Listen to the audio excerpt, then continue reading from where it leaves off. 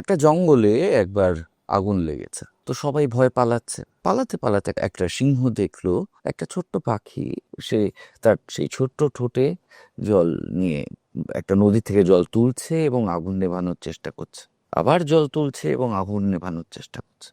তো পালাতে পালাতেই সিংহটা পাখিকে প্রশ্ন করলো, এই যে বোকা পাখি, তোর ওই একার চেষ্টায় ওই জঙ্গলের আগুনটা কি নিভবে?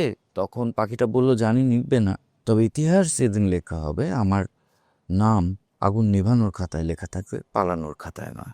আজকে এরকমই একটা পাখির গল্প, এরকম একটা মানুষের গল্প, এরকমই একটা ছাত্রীর গল্প, যার সম্বন্ধে আমি একটি কথাই বলতে পারি, লজ্জার মাথাকে স্মিটেন। মানুষ হিসেবে তাকে আমি প্রচণ্ড ভালোবাসি, তার বহুমুখী প্রতিভা আমাকে মুগ্ধ করে। আর তাহলে আর ভনিতা না করে বলেই ফেলি, দীপশিতা ধরা।